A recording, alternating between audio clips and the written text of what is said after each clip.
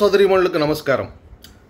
మన దేశానికి స్వాతంత్రంతో పాటు మనకు కూడా పరిపాలకులను ఎన్నుకునే అవకాశం ఓటు హక్కు ద్వారా వచ్చింది. మన పూర్వీకులకు ఆ అవకాశం లేదు. మనల్ని ఇబ్బంది పెట్టే పాలకులను మార్చాలంటే యుద్ధాలు చేయవలసి వచ్చేది.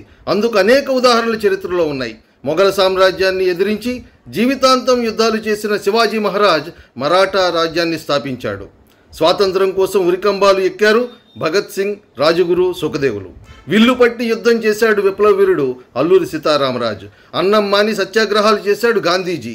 ఇలా చెప్పుకుంటూ పోతే ఎన్నో కష్టాలు పడ్డారు, ప్రాణత్యాగాలు చేశారు. కానీ ఈరోజు మనం అవేవీ చేయక్కర్లేదు. రాజ్యాంగం ప్రసాదించిన ఓటు హక్కును అనే ఈ వజ్రాయుధాన్ని సరిగా ఉపయోగించుకోగలిగితే మనకు కావలసినటువంటి ప్రభుత్వాన్ని, కోరుకున్న ప్రభుత్వాన్ని ఎంచుకోవచ్చు, ప్రజాప్రతినిధులను ఎన్నుకోవచ్చు.